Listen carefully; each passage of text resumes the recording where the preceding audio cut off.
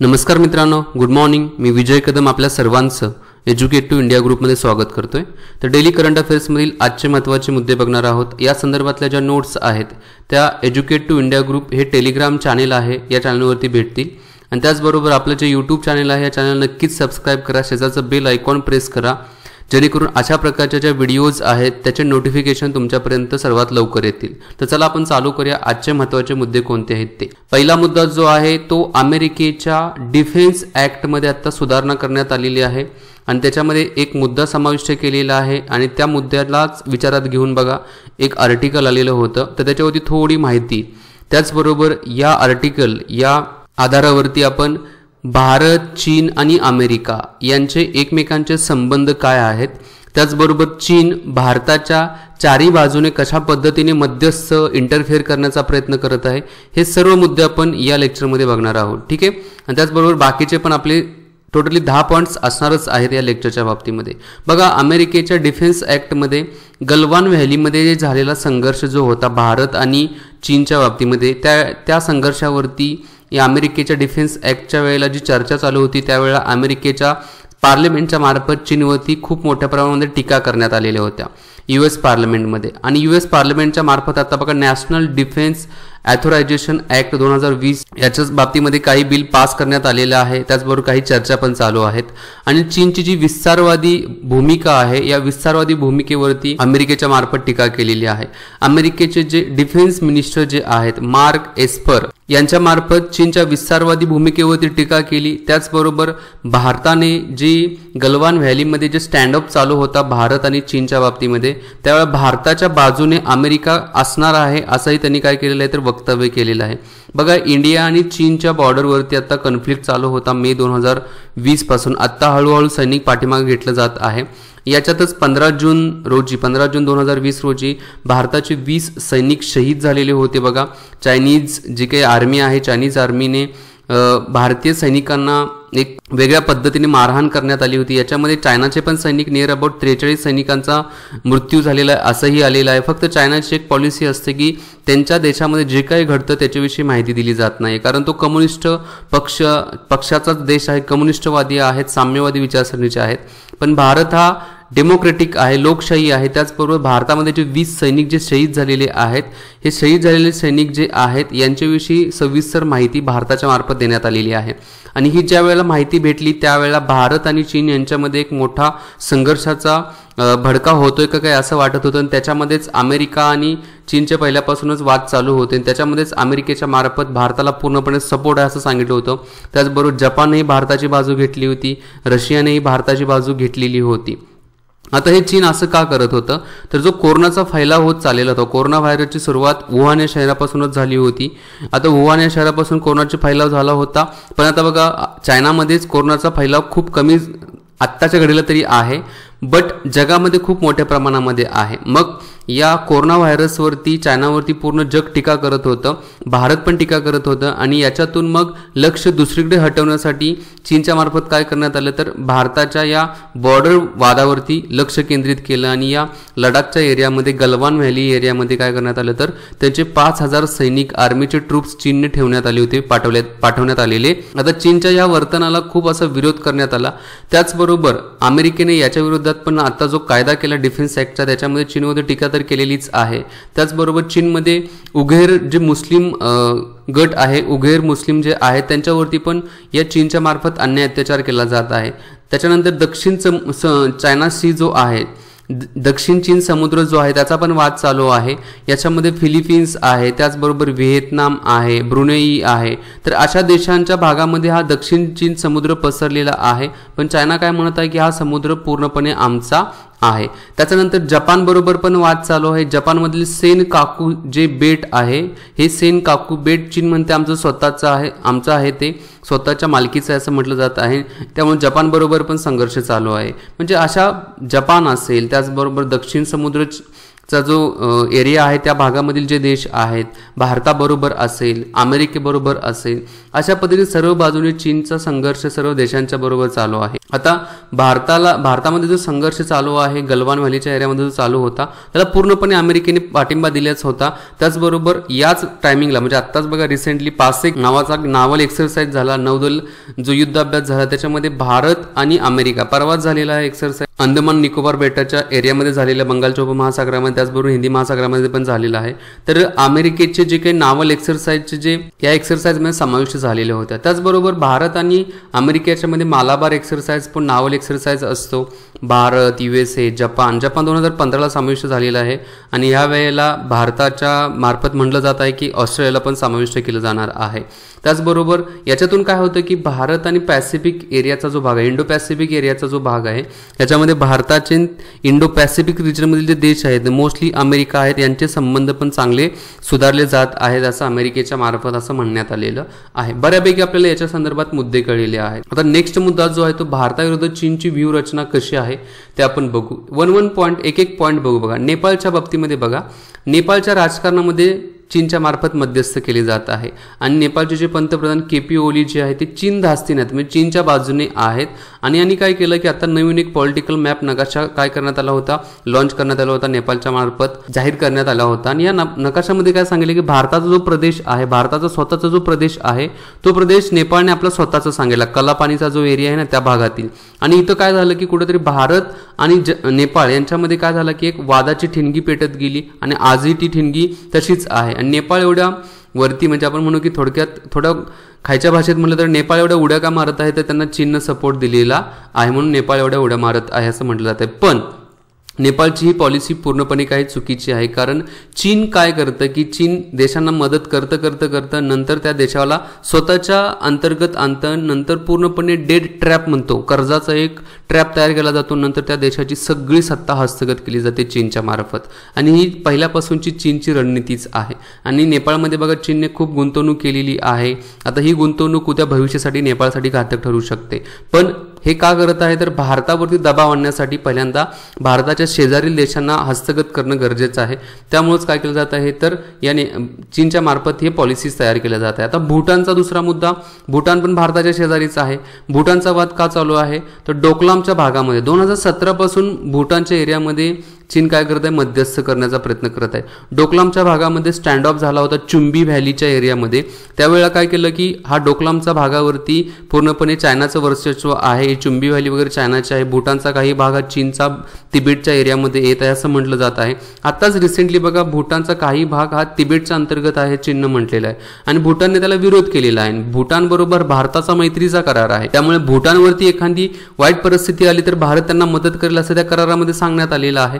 त्यामुळे ज्या वेळेला चीनच्या मार्फत भूटानला जे टॉर्चर करण्याचा प्रयत्न केला जात आहे चीनच्या मार्फत, त्या वेळेला भारत भूटानला मदत करण्याचा प्रयत्न करत आहे. ओके, म्हणजे भूटानच्या मार्गातून पण आतमध्ये भारताविरुद्ध व्यूहरचना आखण्याचा चीनचा काय आहे तर प्रयत्न आहे. नेक्स्ट श्रीलंकेच्या बाबतीमध्ये खाली आपण हिंदी महासागरामध्ये आलो तर श्रीलंकेच्या डिफेन्स क्षेत्रामध्ये चीनच्या मार्फत खूप गुंतवणूक केलेली आहे. त्याचबरोबर चीनच्या मार्फत खूप मोठ्या प्रमाणात कर्ज पुरवठा पण या श्रीलंकेला करण्यात आलेला आहे. आणि श्रीलंकेमधील दक्षिण भागातील बघा श्रीलंकेचा जो हा देश आहे इकडच्या भागामध्ये एक हंबनतोता बेट आहे, आयलँड आहे, ते 99 वर्षासाठी भाडे तत्वावरती चीनने घेतलेला आहे. भविष्यामध्ये या हंबनतोता जो काही बेट आहे या बेटावरती चीन काय करेल, स्वतःची आर्मी बेस तयार करू शकतो आणि तो भारतासाठी घातक असू शकतो. चौथा मुद्दा पाकिस्तानच्या बाबतीमध्ये आहे. आपल्याला माहिती आहे पहिल्यापासून भारत पाकिस्तान युद्ध चालूच आहे, अंतर्गत कुरगुड्या वगैरे चालूच आहेत पाकिस्तानच्या POKच्या भागामध्ये. त्यातच चीनने काय केलेलं आहे तर पाकिस्तानच्या मदतीने आर्थिक कॉरिडॉर, इकॉनॉमिक कॉरिडॉर CPEC तयार केलेला आहे. 46 बिलियनची इन्व्हेस्टमेंट केलेली आहे. त्याचबरोबर पाकिस्तानमध्ये छोट्या मोठ्या ज्या गुंतवणुकी केल्या जात आहेत त्या चीनच्या मार्फतच केल्या जात आहे. इवन दो आपल्या भारतामध्ये जसं GPS वापरलं जातं तसं पाकिस्तानमध्ये कशाचा वापर केला जातो, बायडूचा वापर केला जात आहे. जी काही ग्लोबल पोझिशनिंग सिस्टीमच्या जागी बायडूचा वापर करायला सुरुवात केलेली आहे पाकिस्तानमध्ये. म्हणजे थोडक्यात पाकिस्तान पूर्णपणे चीन धार्जिन होत चाललेला आहे आणि हे पाकिस्तानसाठी घातक असू शकतं. पण जर समजा पाकिस्तानमध्ये जर चीननं पूर्णपणे वर्चस्व घेतलं तर ते भारतासाठी भविष्यामध्ये घातक असू शकतं. नेक्स्ट म्यानमारच्या बाबतीमध्ये, म्यानमारमध्ये बघा रोहिंग्या मुस्लिम इश्यू चालू होता. याच्यामध्ये चीन म्हटलं की मी मध्यस्थ करतो, आम्ही मध्यस्थ करतो आणि त्याच्यासाठी आर्थिक सहाय्य देण्याचं पण आव्हान केलेलं होतं म्यानमारला. पण म्यानमारने त्याला थोड्या प्रमाणामध्ये विरोध केलेला आहे. आणि रोहिंग्या इश्यू जो चालू आहे म्यानमारमधला, त्या रोहिंग्या इश्यूच्या बाबतीमध्ये पण म्यानमार म्हटलं की हा मुद्दा देशांतर्गत आहे, आम्ही आमच्या लेवलला सोडवण्याचा प्रयत्न करू. ठीक आहे, म्यानमारने एक चांगली बाजू मांडली इथं. बांगलादेशच्या बाबतीमध्ये पण एक आत्ता बघा रिसेंटली टॅरिफ फ्री ट्रेड म्हणजेच कोणत्याही प्रकारचा आयात कर न घेता बांगलादेशमधून ज्या 97% येणाऱ्या वस्तू ज्या आहेत, नियर अबाउट 8,000 प्रकारच्या वस्तूवरती चीनमध्ये कोणत्याही प्रकारचा कर लावला जाणार नाही. त्याचबरोबर चीन या बांगलादेशमध्ये एक पाणबुडी तळ तयार करत आहे कॉक्स बाजार या एरियामध्ये. कुठं कॉक्स बाजार या जी एरियामध्ये पाणबुडी तळ तयार करत आहे. आणि चीनच्या मार्फत बांगलादेशसाठी पण 2 बघा पाणबुड्या विकण्यात आलेल्या आहेत बांगलादेशला.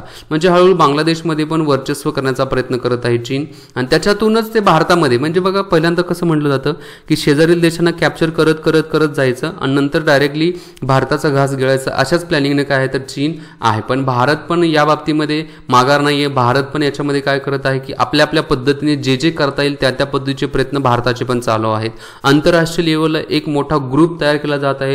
Bharat, America, Britain, Japan, Australia आहे, फ्रान्स आहे, यांच्या मार्फत चीनच्या विरोधातच एक गट तयार होत आहे आणि हा गट चीनसाठी घातक असू शकतो. जरी चीन भारताच्या अंतर्गत शेजारच्या भागामध्ये इंटरफेअर करत असला तरी तो भविष्यासाठी चीनला घातक असू शकतो. आता याच्यातून एक इराणचा मुद्दा चालू होता बघा. इराणमधील चहाबार पोर्ट हे भारतानं तयार केलं, डेव्हलप केलेलं आहे.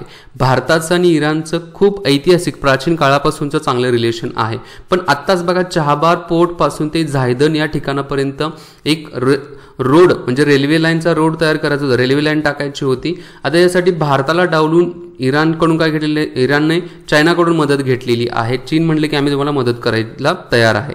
आता भारताला का डावलेलं आहे, कारण भारताची आता कोरोनाच्या कार्यकाळामध्ये असणारी परिस्थिती, त्याचबरोबर आर्थिक परिस्थिती याचा विचार करून काय केलेलं आहे तर इराणने चीनबरोबर रिलेशन चांगलं करण्याचा प्रयत्न केलेला आहे. पण हे भविष्यामध्ये इराणसाठी घातक असू शकतं.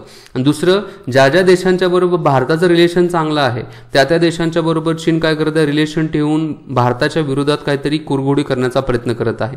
आता बघा इराणमध्ये बँकिंग सेक्टरमध्ये, कम्युनिकेशनमध्ये, पोर्ट्स, त्याचबरोबर रेल्वे सेक्टरमध्ये चीन मोठ्या प्रमाणामध्ये गुंतवणूक करायला लागलेली आहे.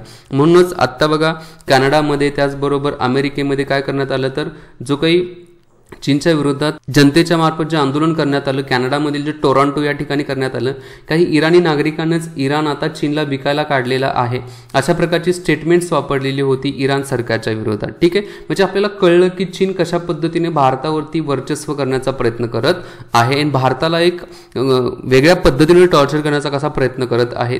ही रिजन्स आहेत, कारणं आहेत, आणखी बरीच कारणं आहेत. पण मला एवढंच तुमच्यापर्यंत मांडायचं होतं, तुम्हाला माहिती पण असणं गरजेचं आहे की बाबा हे असं काहीतरी आहे चीनच्या डोक्यामध्ये. ठीक आहे, नेक्स्ट मुद्दा जो आहे तो भारत हे काय आहे तर ड्रोन आहे. DRDOच्या मार्फत हे ड्रोन तयार करण्यात आलेलं आहे आणि हे ड्रोन कमी तापमानात त्याचबरोबर रात्रीच्या वेळीही काम करू शकते. आता हे चर्चेत का आहे तर लडाख भागामध्ये हे ड्रोन LACच्या लाईन ऑफ ॲक्च्युअल कंट्रोल म्हणजे भारत, इंडिया आणि चायनाची जी बॉर्डर आहे लडाखच्या एरियामध्ये त्या भागामध्ये हे भारत ड्रोन काय केलं जाणार आहे, तैनात केलं जाणार आहे. हे वजनाने हलके आहे, सर्वात वेगवान आहे, सर्वात महत्त्वाचं की आर्टिफिशियल इंटेलिजन्सचा वापर करून हे ड्रोन तयार करण्यात आलेलं आहे. परीक्षेला प्रश्न विचारला जाऊ शकतो भारत ड्रोन कशा संदर्भात आहे किंवा भारत हे काय आहे असं विचारलं जाऊ. नेक्स्ट मुद्दा चौथा जो आहे तो आहे P-8I. P-8I हे काय, टेहळणी करणारे विमान आहे, लांब पल्ल्याचे विमान आहे, टेहळणी करणारे विमान. आता हे अमेरिकेकडून आपण भारत घेणार आहे. याच्या अगोदर 8 घेतलेली आहेत, आता 4 एक्स्ट्रा आणखी घेतली जाणार आहे. आता रिसेंटली भारत आणि अमेरिकेचा जो करार झाला व्यापाराच्या बाबतीमध्ये, याच्यामध्ये डिफेन्स सेक्टरमध्ये पण जो करार झाला त्याच्यातून 4 आणखी घेतले जाणार आहेत आणि हे घेतलेली 4 असणार आहे ते पुढल्या वर्षी भारताच्या नौदलामध्ये समाविष्ट केली जाणार, सामील केली जाणार आहेत. आता या विमानाच्या मार्फत काय केलं जातं, ज्या पाणबुड्या आहेत समुद्रामधील ज्या पाणबुड्या आहेत त्यांचा वेध घेतला जातो. त्याचबरोबर इलेक्ट्रॉनिक जामर म्हणून पण याचा काम होतो P-8I चा. पूर्ण नाव काय, P-8I पोसायडन ही त्याचं पूर्ण नाव आहे. कोणत्या कंपनीने तयार केलेलं आहे तर बोईंग कंपनी जी आहे, अमेरिकेची बोईंग कंपनी आहे, यांच्यामार्फत तयार करण्यात आलेली आहे. 8 ऑलरेडी घेतलेले आहेत मी म्हटलो, 4 पुढल्या वर्षी घेतली जाणार आहेत. आता हे कुठे कुठे तैनात केली जाणार आहेत, अंदमान निकोबारच्या भागात तैनात केली जाणार आहेत, अरबी समुद्रामध्ये केली जाणार आहेत, त्याचबरोबर आपला हिंदी महासागर जो आहे हिंदी महासागरामध्ये पण हे तैनात केली जाणार आहेत. P8I. नेक्स्ट 5वा मुद्दा जो आहे माइन प्लॉ. माइन प्लॉ काय आहे तर भूसुरुंग शोधून तो जमिनीतून वर काढणारे हे यंत्र आहे माइन प्लॉ. आणि हे माइन प्लॉ कशावरती बसवलं जातं तर भारताच्या लष्करातील जे T-19 नावाचा जो रणगाडा आहे या रणगाड्यावरती हे माइन प्लॉ जो आहे याला बसवलं जातं. म्हणजे असे भूसुरुंग जर पेरलेले असतील तर अशा यंत्राच्या मार्फत ते वरती काढले जात आहेत माइन प्लॉच्या मार्फत. आणि हे कोणाच्या मार्फत तयार केले तर भारत अर्थ मूव्हर्स लिमिटेड या कंपनीच्या मार्फत हे माइन प्लॉ तयार करण्यात आलेलं आहे. T-19 लक्षात घ्या, T-19 या रणगाड्यावरती त्याला बसवलं जातं. नेक्स्ट मुद्दा जो आहे तो अमरनाथ यात्रेसंदर्भात आहे. अमरनाथ यात्रा जी आहे 2020ची रद्द करण्यात आलेली आहे असं SASB या बोर्डच्या मार्फत सांगण्यात आलं. म्हणजे श्री अमरनाथजी श्राईन बोर्ड यांच्यामार्फत हे सांगण्यात आलेलं आहे. या बोर्डचे जे चेअरमन असतात ते जम्मू आणि काश्मीर या राज्याचे जे लेफ्टनंट गव्हर्नर आहेत ते असतात. आत्ताच्या वेळेला गिरीशचंद्र मुर्मू जे आहेत हे आत्ता जम्मू आणि काश्मीरचे लेफ्टनंट गव्हर्नर आहेत आणि त्यांच्यामार्फत हा निर्णय घेतलेला आहे. मग काय केलं जाणार आहे तर ऑनलाईन दर्शन सुविधा केली आहे. प्रत्येक वर्षी बघा जुलै महिन्यामध्ये काय असते तर अमरनाथ यात्रा असते, पण ह्या वर्षी होणार नाही कारण कोविड-19. सगळ्यांना माहिती आहे जे जे काही रद्द होते ते कोविड-19मुळे रद्द केलं जात आहे. नेक्स्ट 9वा मुद्दा जो आहे तो झूम ॲपच्या बाबतीमध्ये, झूम कंपनीच्याच बाबतीमध्ये मी सांगेल. ही एक व्हिडिओ कोलॅबोरेशन प्लॅटफॉर्म असणारी कंपनी आहे आणि याचं जे टेक्नॉलॉजिकल सेंटर जे आहे आता बेंगलुरूला ओपन केलेलं आहे. आता ही कोणत्या कंपनीला कॉम्पीट करणार आहे भारतातील तर भारतातील जिओमेट आणि एअरटेल ब्ल्यू जीन या 2 कंपन्या ज्या आहेत यांच्या विरोधात आता ही कॉम्पिटिशन आहे कंपन्यांच्या विरोधात. मायक्रोसॉफ्टची पण आहे, गुगलची पण आहे, गुगल मीट वगैरे आहे, पण भारतातील जिओ मीट आणि एअरटेल ब्ल्यू जीनच्या विरोधात हे कॉम्पिटिशन आहे. झूम ॲपच्या बाबतीमध्ये मी सांगतो व्हिडिओ कॉलिंग राहतं, त्याचबरोबर ऑनलाईन मीटिंग वगैरे घेतल्या जात आहेत तर झूम ॲपच्या मार्फत घेतल्या जात आहेत.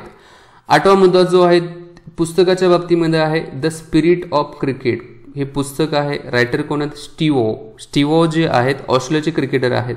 दोघं भाऊ होते बघा, स्टीवा आणि मार्कवा असे दोघं होती. म्हणजे जे मला वाटते 15-20 वर्षापूर्वी ज्यांनी क्रिकेट बघितले त्यांना दोघांची नावं माहिती असतील तर स्टीवा आणि मार्कवा. त्याच्यामध्ये स्टीवा जे आहेत तर यांच्या पुस्तकाचं नाव the spirit of the cricket आणि हे भारतामध्ये लवकरच काय केलं जाणार तर पब्लिश केलं जाणार आहे. मुख्य उद्देश काय बघा या पुस्तकाचा की भारतातील जे दिव्यांग क्रिकेटपटू आहेत यांच्या कल्याणासाठी, वेलफेअर म्हणजे कल्याणासाठी या पुस्तकातून जे पैसे भेटणार आहेत त्यातून फंड राईज केला जाणार आहे, या क्रिकेटपटूंना मदत केली जाणार आहे. नेक्स्ट मुद्दा जो आहे ICCची जी T20ची वर्ल्ड कप मॅच जी आहे ती 2021ला पोस्टपोन केलेली आहे. 18 ऑक्टोबर ते 15 नोव्हेंबरपर्यंत होणार होती, ही ऑस्ट्रेलियामध्ये होणार होती, पण ह्या वर्षी होणार नाही, ती पुढल्या वर्षी होणार आहे कारण कोविड-19 पॅन्डेमिक ऑक्टोबर-नोव्हेंबर 2021च्या कार्यकाळामध्ये ही होणार आहे असं म्हटलेलं आहे. 10वा मुद्दा शेवटचा मुद्दा जो आहे तो जी बँड सॅनिटायझर काय आहे तर हे एक हातामधील असणारं बँड सॅनिटायझर जे आहे असणार आहे गुजरात टेक्नॉलॉजिकल युनिव्हर्सिटीच्या मार्फत GTUच्या मार्फत हे तयार करण्यात आलेलं आहे. आणि हे थर्मोप्लास्टिक इलेस्टोमीटर याच्यासाठी वापरलेला आहे. आणि हे तुमच्या आपल्या हातामध्ये घातल्यानंतर काय केलं जाणार आहे की समजा आपल्याला हात पूर्णपणे सॅनिटाईज करायचा असेल तर ते एक बटन दिलेलं असणार आहे, ते बटन प्रेस केल्यानंतर ऑटोमॅटिक आपला पूर्ण हात काय होणार तर सॅनिटाईज होणार आहे. 299 रुपयाला आहे मार्केटमध्ये, ते आता येईलच, मार्केटमध्ये आल्यानंतर ते फायदेशीर पण ठरू शकतं. ठीक आहे, अशा पद्धतीचे महत्त्वाचे डेली करंट अफेअर्समधील मुद्दे आहेत, व्यवस्थित नोट डाऊन करून घ्या. त्याचबरोबर व्हिडिओ आवडले असेल तर लाईक शेअर सबस्क्राईब नक्कीच करा. जय हिंद, जय महाराष्ट्र, जय भारत, वंदे मातरम.